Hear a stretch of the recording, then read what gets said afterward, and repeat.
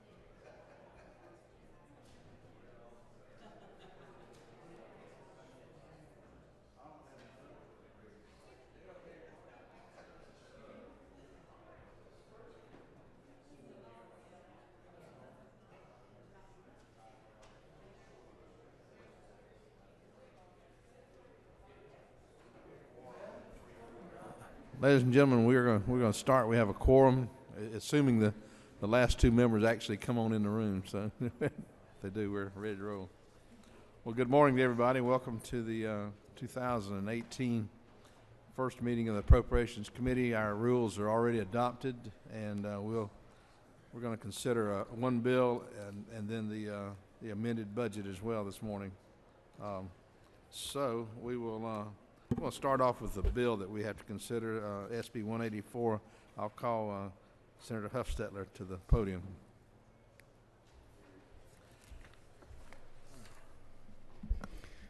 Thank you, Mr. Chairman. This bill was actually introduced last year and then parked so that we could go ahead with a study committee. I was trying not to give too much paper here, but you will see a single sheet that says a draft of the final report of the Joint Study Committee, where you'll see distinguished members of this group here, House members, and industry that worked on this in the off session and recommended this. Now, give you a little bit of the background on this. We realize that we've got a lot of silos everywhere that don't talk to each other. It's important that we be able to do like other states have done and integrate this data in a de-identified form for several reasons. One, Forbes magazine had said that when Michigan did theirs, they were saving $1 million a business day. I'm not saying that we'll do that. We may be more efficient than them, but I do think there's significant savings by doing this.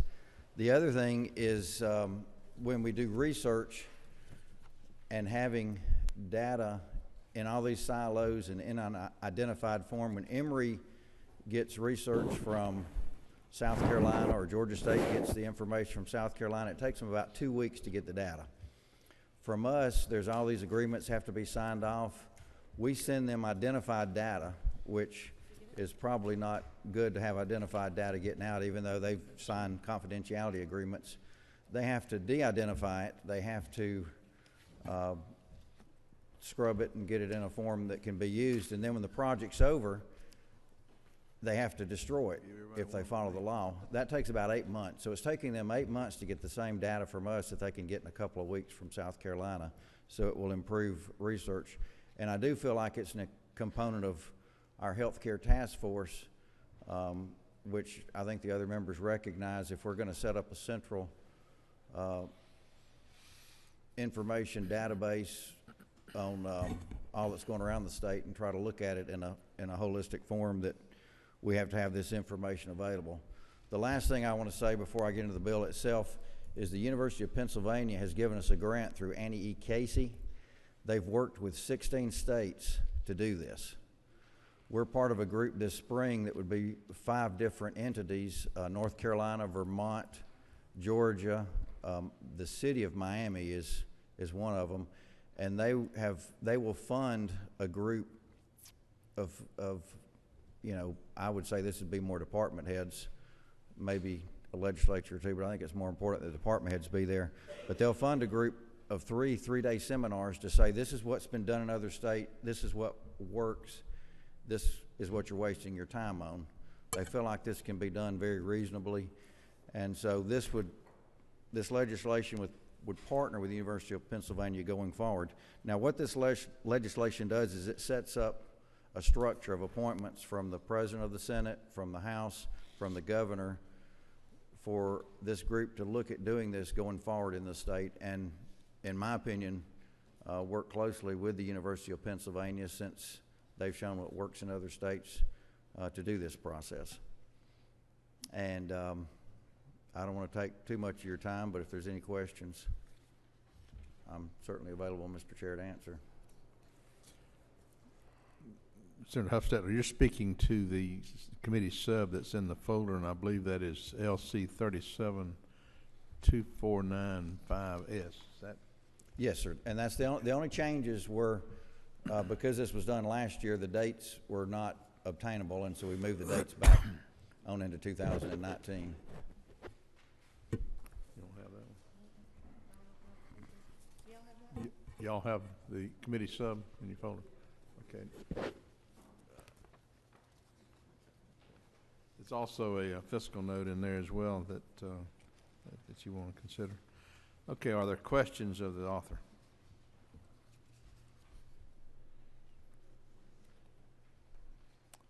I don't see any questions. What's the pleasure of the committee? I have a motion by Senator Alvarez do pass by committee sub LC 37249-5S. Have a second from Senator Stone. Any other discussion on the motion? All in favor of passage of this bill, by Senate Bill 184 by substitute, please raise your hand.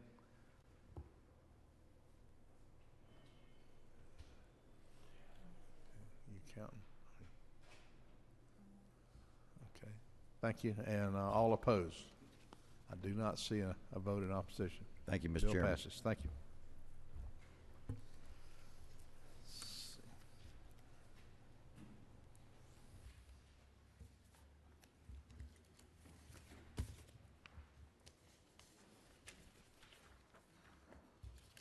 Get kind of organized here.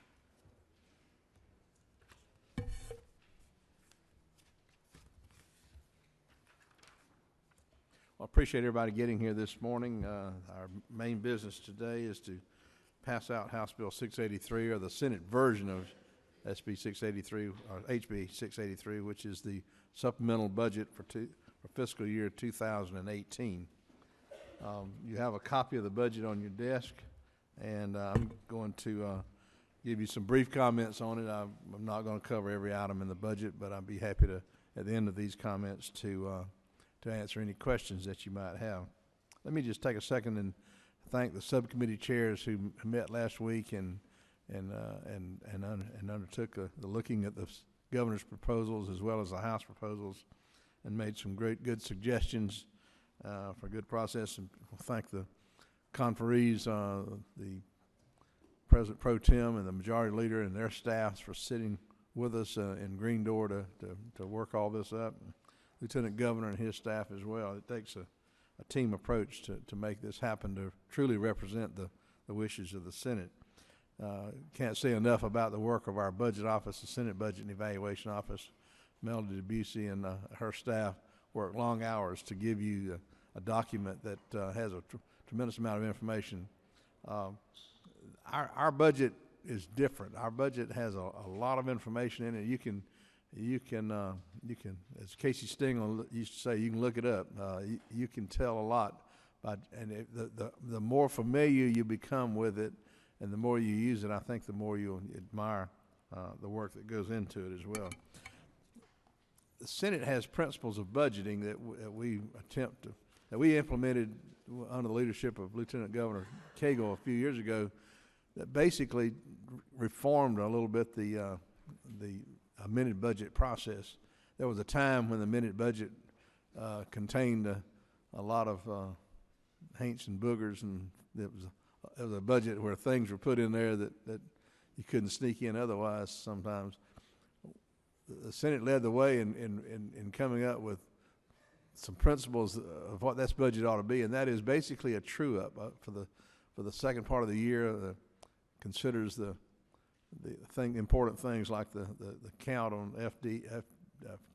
QBE count, for FTE count for schools, the things that bring our numbers up, truing up the counts on things like move on when ready or joint enrollment, all those things that help your budget work out at the end of the year, and those are important. Then we have a few unexpected things that happen many times as a result of the weather and tragedy. And for example, the $10 million in there for beach erosion happened as a result of the hurricane this fall. Well, that's a good example of a contingency that arose during the budget year.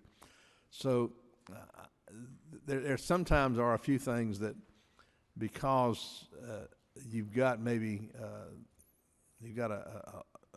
cash situation in the amended budget, that sometimes some projects that maybe might not get funded another time can be considered for the amended budget, but we keep those to a minimum, and frankly I think it's a pretty clean process. It's so clean, frankly, that the differences between the House and the Senate have been so few in the last, 2 or 3 years, that we basically negotiated them out without a conference committee and just basically agreed to settle them kind of privately, and then the House amends it with our agreement, and we agree to that, and that's how we settle the amended budget, which is positive in that it enables the House to get moving on the big budget, on the FY19 budget, knowing exactly what's in 18, and can move ahead. So it's in their interest as well as ours to make this both a clean process and expeditiously consider it. So if you'll indulge me for a few minutes, I'm going to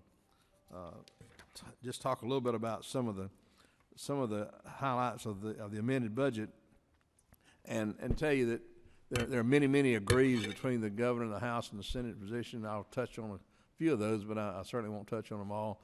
There are some areas where the Senate had an initiative or a change to make, or inserted something that we believe was important that came through the committee process as well. I won't mention all of those, but certainly willing to and eager to answer your questions.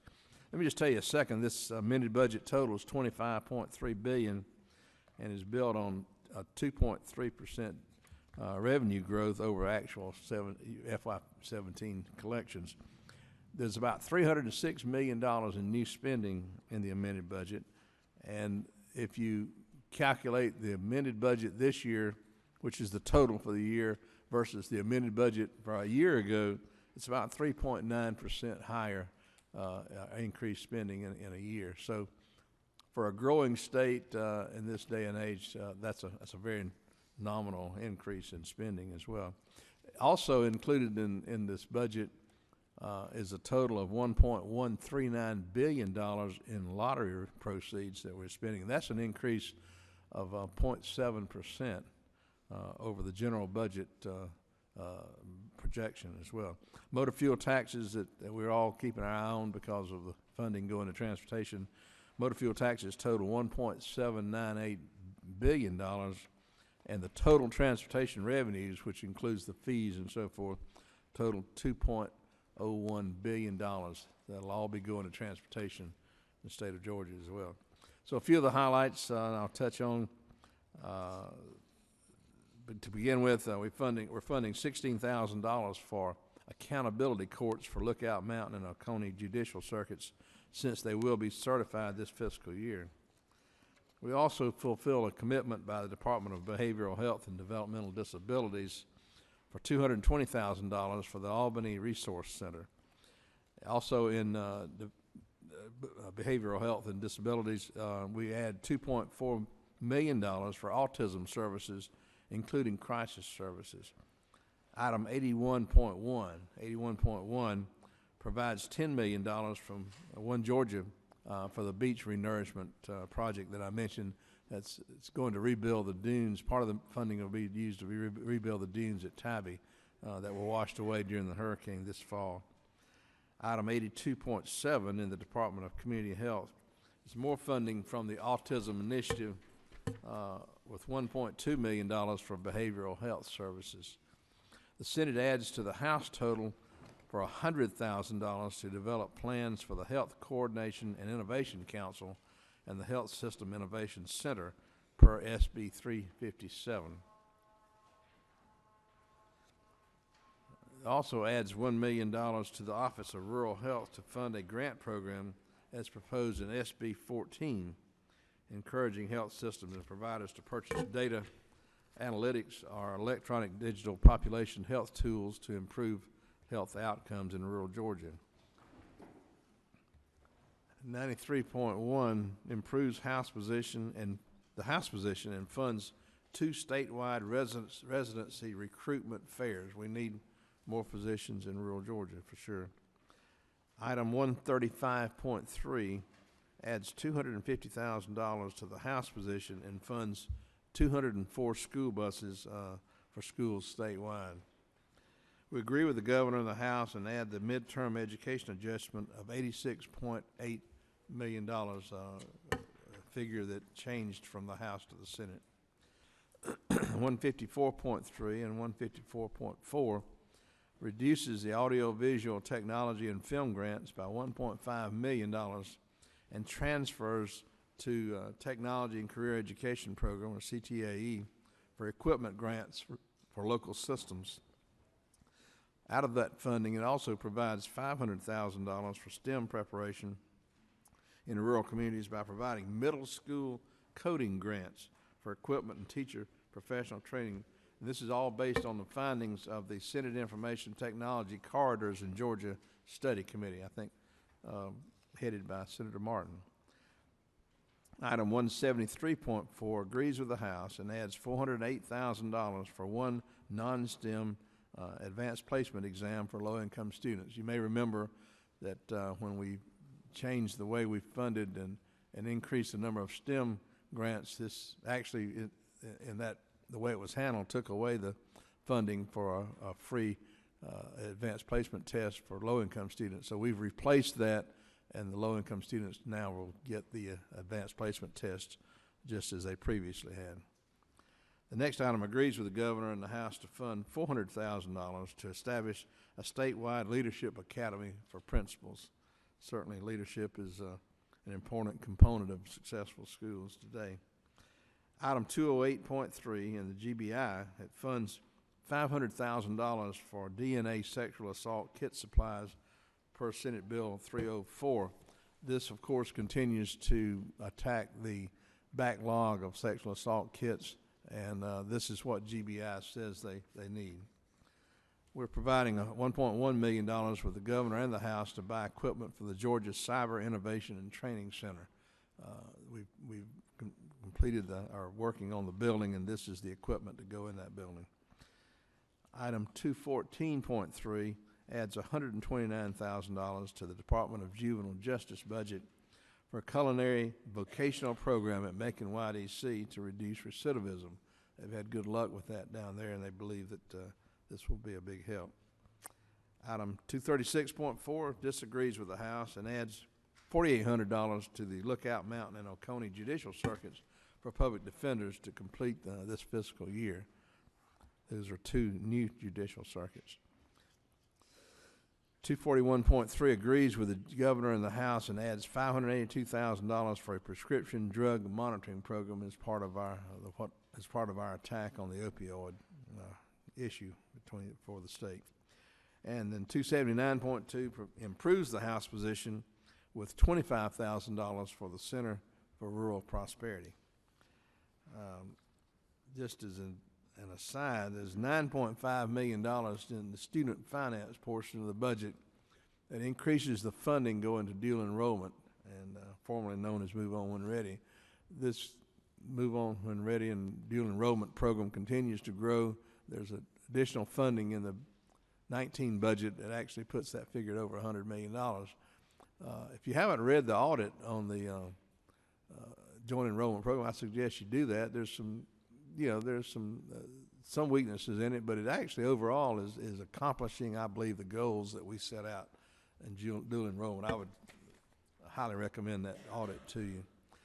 Item 329.4 agrees with the House and adds $2 million for a total of 4 mobile welding labs for Hope Career Grant welding programs. We think this will continue to spread the training of welders. That continues to be an occupation that there are open jobs out there that are good paying jobs that we need to direct young people into those jobs, or people who are retraining into those jobs.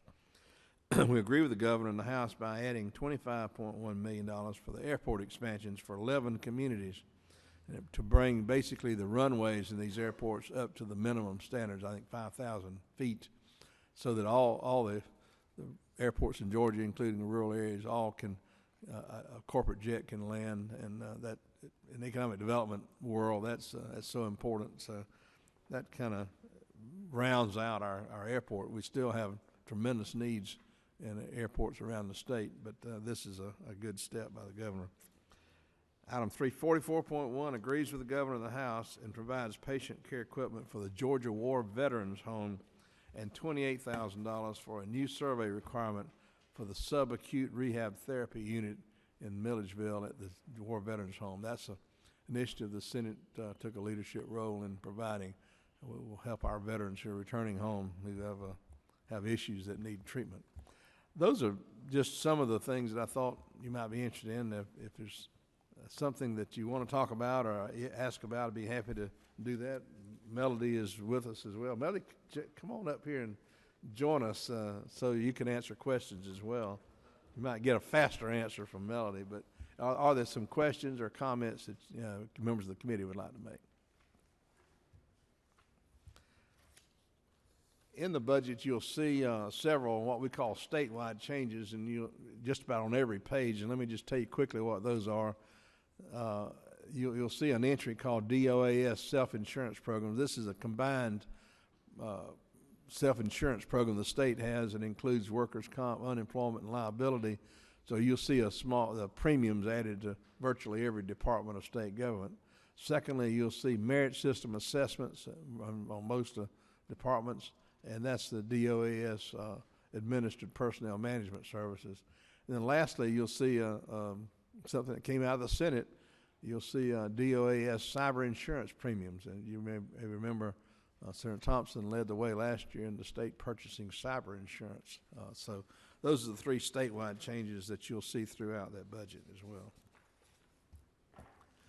Questions or comments?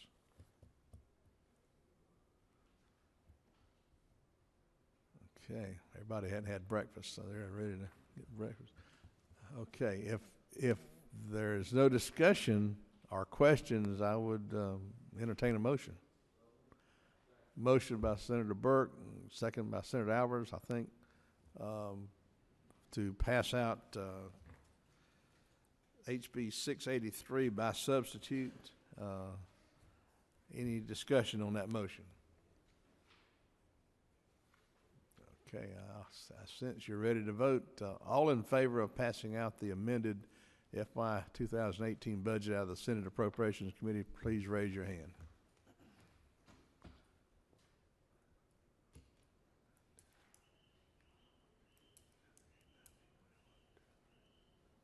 Looks like 24. All right, thank you. And opposition? I don't see any opposing votes. Bill passes out by substitute. We'll go to rules tomorrow and move it out of rules. And as far as we know right now, pending any outside developments that would delay it, we'll have the budget on the floor on Thursday.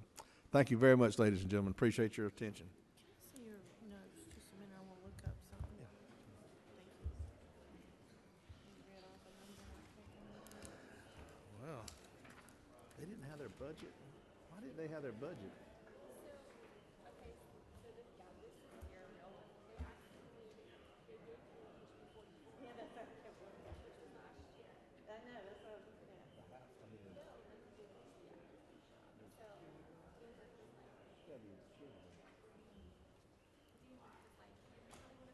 This one I was asking for your book. Well, I saw them handing them out, and I thought, well, surely we not just handing out the budgets. So Well, no, we have, the problem was everybody had HB 44. Jesus. So I'm sorry, but we did the best we could to try to swap them out as fast as we could. That is incredible. What are they sitting there holding budgets from last year anyway? I mean, what are they sitting there holding 50 budgets from a year ago? That doesn't even make sense. Golly.